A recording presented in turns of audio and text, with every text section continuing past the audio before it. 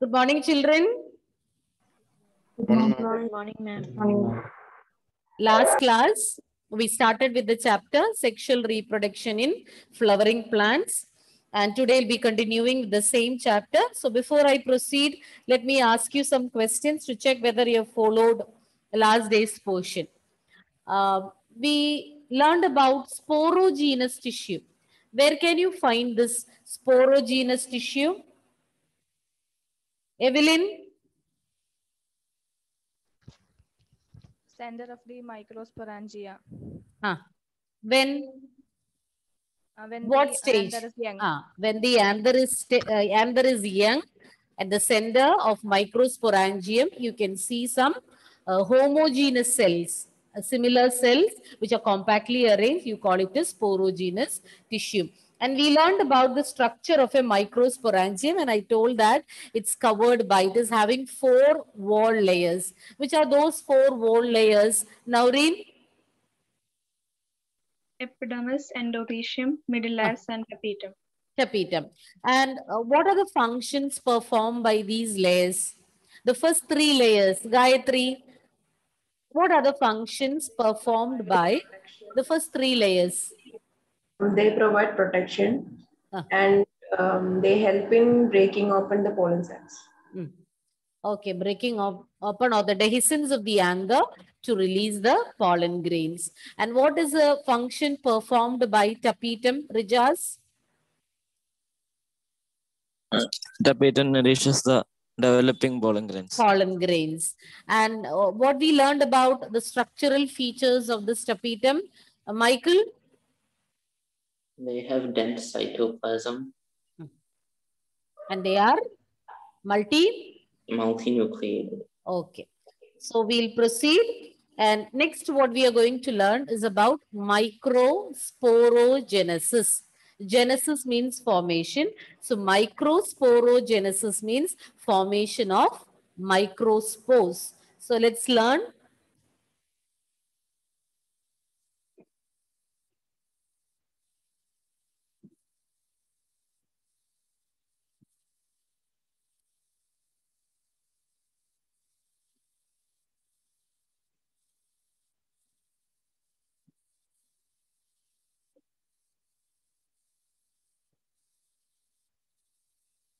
Microsporogenesis.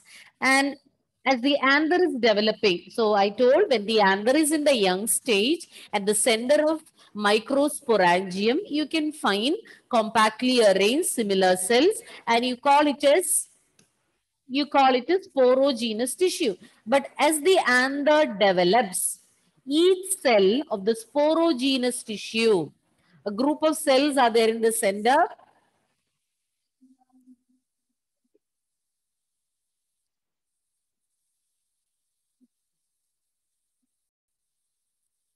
As the anther develops, each cell present in the sporogenous tissue, they undergo meiotic divisions. Reduction divisions will be taking place in each cell of the sporogenous tissue, and they form microspore tetrads. Microspore tetrads means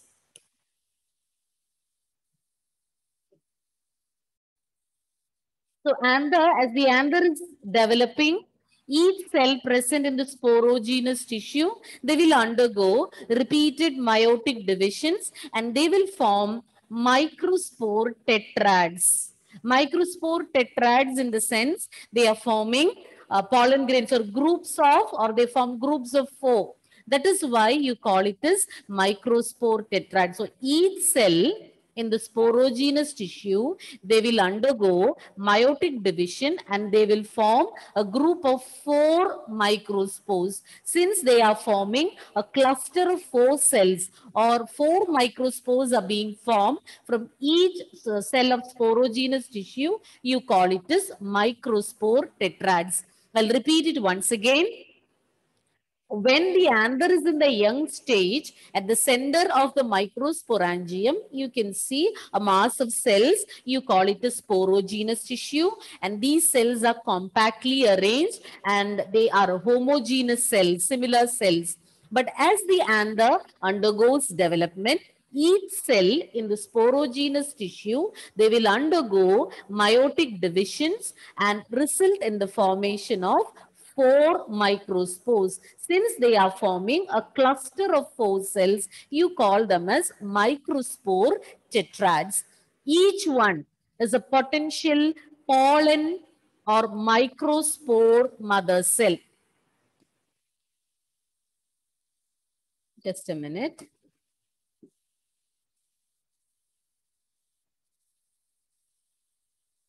Okay.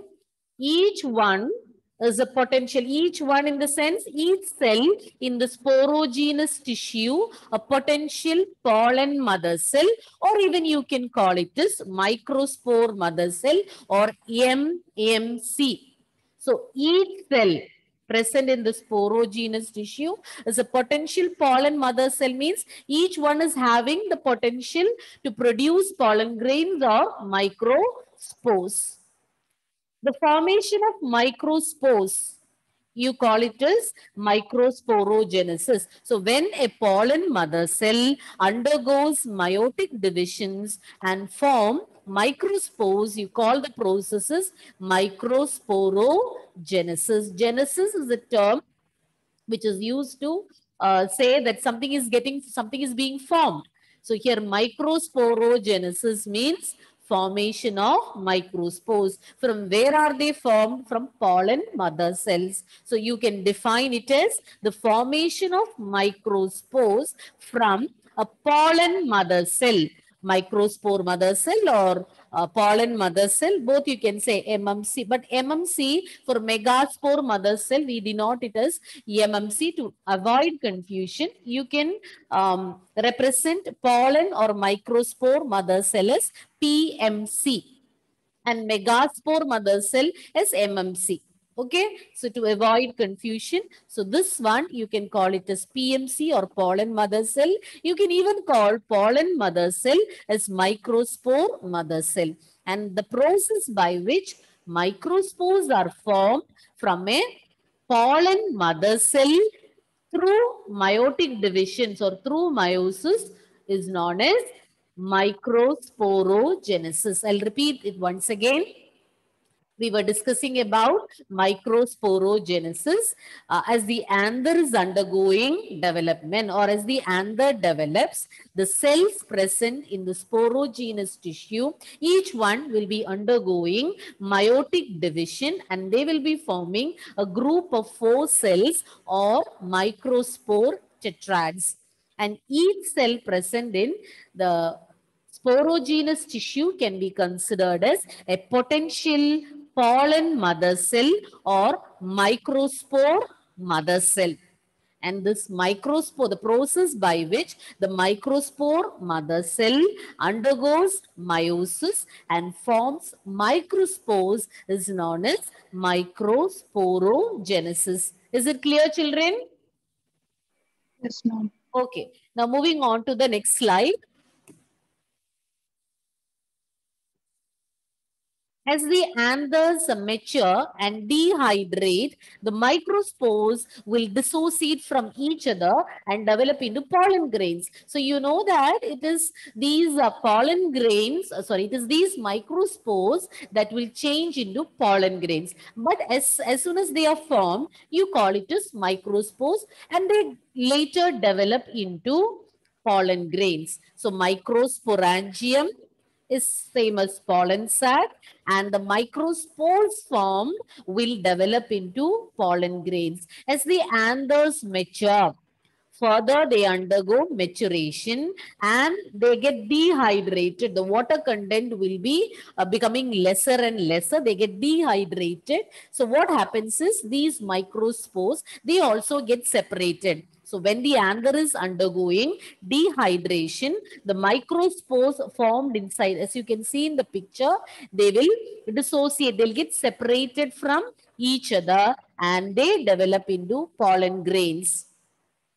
Each microsporangium, in each microsporangium, you can find thousands of pollen grains, because inside each microsporangium, you have a mass of cells which you call as sporogenous tissue. And each cell in the sporogenous tissue is undergoing meiosis and forming 4 microspores each. So each microsporangium will be having thousands of pollen grains. And when are they released? They'll be released when the anther dehisces. When the anther breaks open, these pollen grains will be released. So once again, the points what we discussed, we learned about microsporogenesis. As I told you, the cells, each cell present in the sporogenous tissue is a potential pollen mother cell or microspore mother cell, and each of these cells will undergo meiotic divisions and they form microspore tetrads. We call it as microspore tetrads because these microspores are arranged in clusters of 4. And this process or the process of formation of microspores from pollen mother cell through meiosis is known as microsporogenesis, and later the anther gets matured, undergoes dehydration, and then these microspores will get separated from each other and they form pollen grains, and they'll be released outside when this anther dehisces. So when it undergoes further dehydration, it will break open and release the pollen grains, and there will be thousands of pollen grains in each microsporangium. How many microsporangia we have generally in an anther? 4. 4. So each one will be having thousands of pollen grains because inside each microsporangium we have a mass of cells which you call as sporogenous tissue, and each cell in the sporogenous tissue is a potential pollen mother cell because they have the potential to produce pollen grains, and each cell will form 4 pollen grains, 4 microspores which will later develop into pollen grains. That is why it is said that each microsporangium will be having thousands of pollen grains. And now let's learn more about pollen grain. We even call it as male gametophyte. Male gametophyte is pollen grain, and the structure and other details of pollen grain you will learn now. Generally, they are spherical. So in the picture, you can see the top figure, you can find different types, different shapes of pollen grains. But generally, they are spherical. And the diameter comes around 25 to 50 μm. Cytoplasm, they have cytoplasm just like any other cell. They have cytoplasm, and the cytoplasm is surrounded by a plasma membrane. And there are 2 layers, 2 layered coverings for a pollen grain: exine and intine. As the name suggests, E, external, intine, internal. External layer is exine and internal layer is intine. It's very, very important. The role of these walls, with what these are made of, what is the speciality of the substance with which these walls are made of, repeatedly asked question. Not only that, the first practical, one of the important practical that you have to do is doing pollen germination, germinating pollen grains taken from a flower sample. So there you should know about the structural features of the pollen grains. So once again, it's generally spherical in shape. The diameter comes around 25 to 50 μm. And just like any other cell, they contain cytoplasm, which is surrounded by plasma membrane. And it is having 2-layered membrane. Exine forms the outermost layer and intine forms the innermost layer, inner layer. Don't get confused. Remember, E external, I internal. Now let's learn more about exine. It's very, very important. The speciality of exine. Exine is the hard outer layer. The outer layer is very hard. You call this layer as exine. And it is made of a special substance You call it as sporopollenin. Very, very important. It's highly resistant organic material. So exine is made of a substance known as sporopollenin. Be thorough with the spellings also. Sporopollenin. And what is the speciality of the sporopollen? It's very resistant organic material. It cannot be easily damaged. It cannot get easily spoiled. It's very resistant. It can withstand high temperature, even strong acids and alkalis. It can resist the action of acids and alkalis. Enzymes cannot degrade. It can even resist the action of enzymes. So it's very resistant, and it is because of the presence of this sporopollenin that the pollen grains are they can tide over the unfavorable condition. They can resist the harsh external conditions. Once again, I will repeat, exine is the hard outer layer. It's made up of a substance known as sporopollenin. It's an organic material, but very, very resistant. It can resist the action of enzymes, acids, alkalis, high temperature. So it's highly resistant, and it is because of this exine layer, you can preserve pollen grains for years. Exine has apertures called germ pores where sporopollenin is absent. At the same time, if you see the figure, in this figure, you can find at certain region, this is a magnified view. So here, some portions are there where sporopollenin is absent.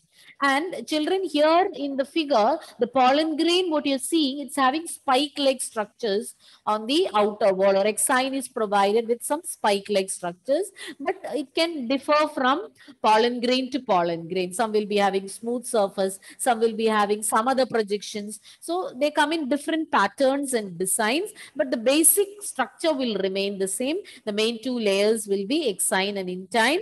And exine is made up of sporopollenin, but to be noted, it is not a continuous layer.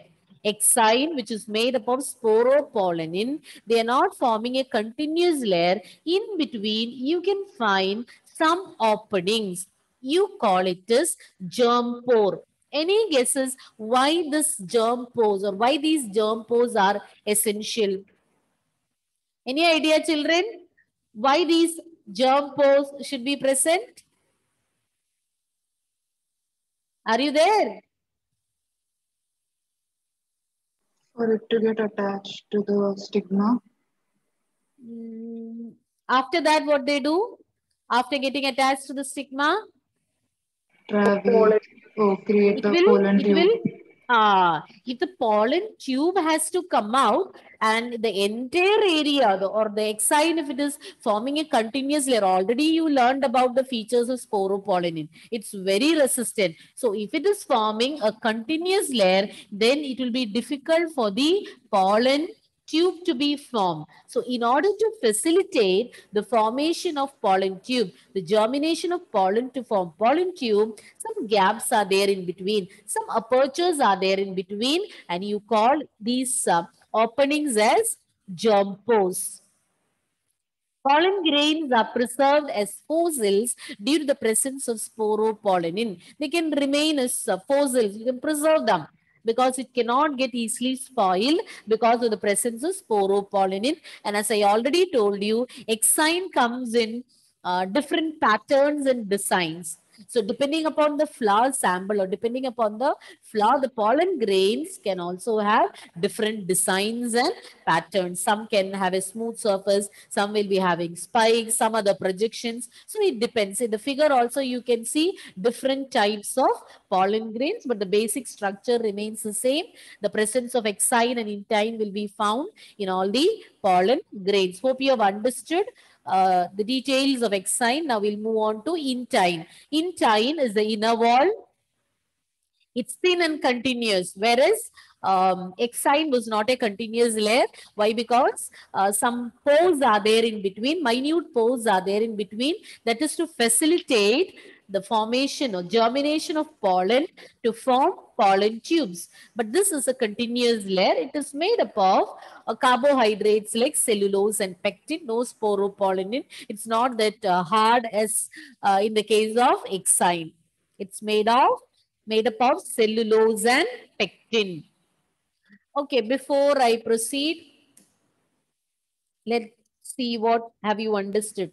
What is microsporogenesis, or how does microsporogenesis takes place? Donna, how is it happening? You know, microsporogenesis means formation of microspores. How does that happen? As the anther develops, each cell of the sporogenous tissue, it undergoes meiotic divisions to form microspore tetras. And what will happen to these microspore tetrads? They'll gradually form, develop into what? Pollen grains. They'll develop into pollen grains. And then we learned about the structure of pollen grain. What are the details? What are the structural features we learned about pollen grains? Whether about its size, layers. They are generally spherical. Generally spherical in structure. What about its diameter? 25 to 50 mm. 25 to 50 mm. Then, cytoplasm is surrounded by the plasma membrane. yes, cytoplasm is surrounded by a plasma membrane. Then we learned about the two layers. Nia, tell me, which are the two layers? Exine and intine. Exine and intine. What do you know about exine, Nidhi? It's made up of pollen.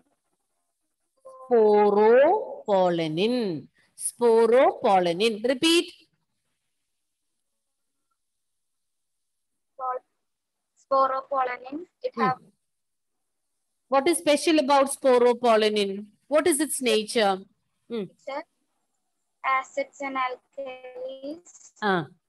It's very resistant, highly resistant organic material. It can resist acids, alkalis. Then what else?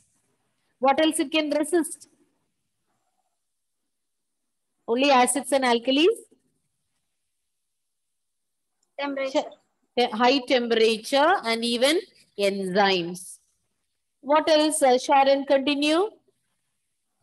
Exine has a small, minute openings called germ spores. Germ pores. S is not there, okay? Germ pores, then. Where sporopollenin is absent. Pollen grains are preserved as fossils. You didn't answer my question. Why these germ pores are present? For pollen What is the role of pollen? It has to, once it, just imagine it has fallen on stigma. Then what will happen? It will remain like that?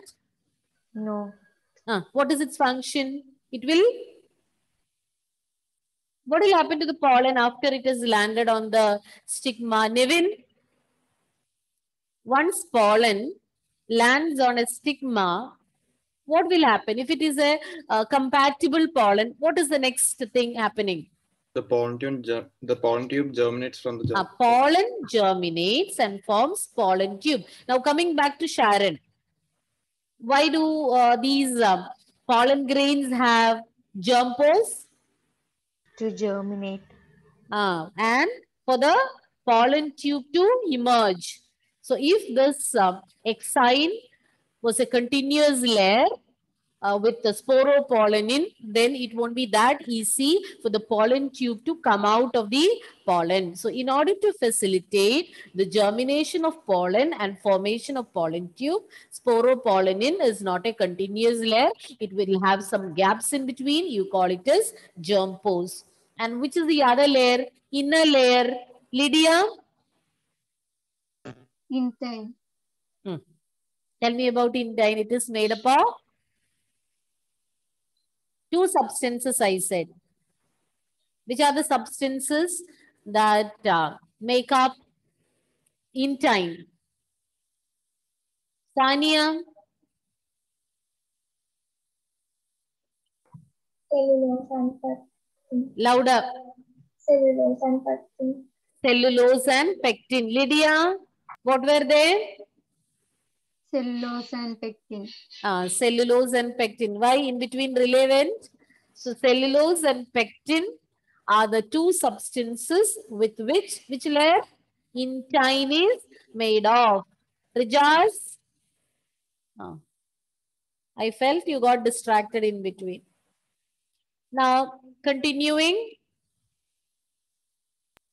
A matured pollen grain has got two types of cells.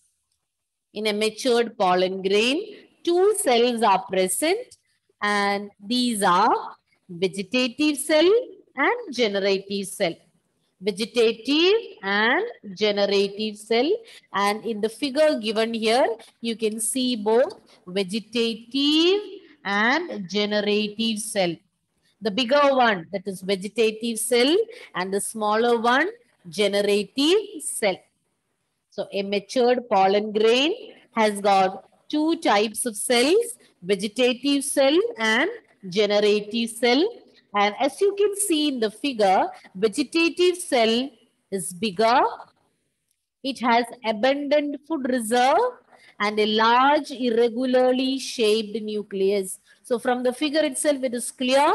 This one.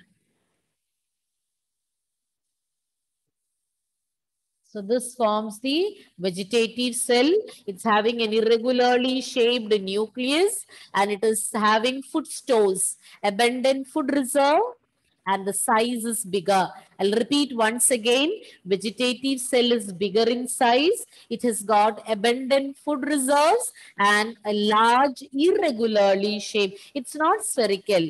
Normally, a nucleus, we have seen it as a spherical structure, but here it is irregularly shaped nucleus. And the next cell, generative cell. Generative cell is small.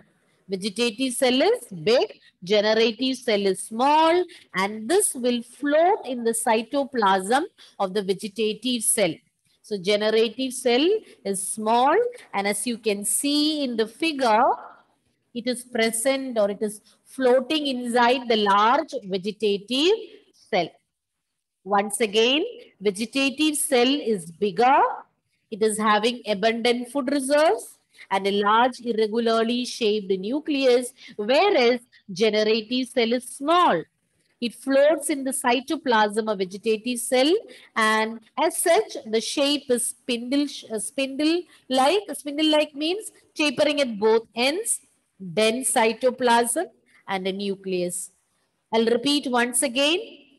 Vegetative and generative cells are the two cells found in a matured pollen grain. Vegetative cell, bigger in size, and it is having abundant food reserves and a large irregularly shaped nucleus. And the second cell, you call it as generative cell. It's smaller in size. You can see it floating inside the vegetative cell. It's having dense cytoplasm and a nucleus, and at the same time, the cell is spindle shaped, means it is tapering at both ends. So revise what we covered and see you next class, children. Thank you. Hope you have no doubts. No doubts, no? Okay. Thank you, children.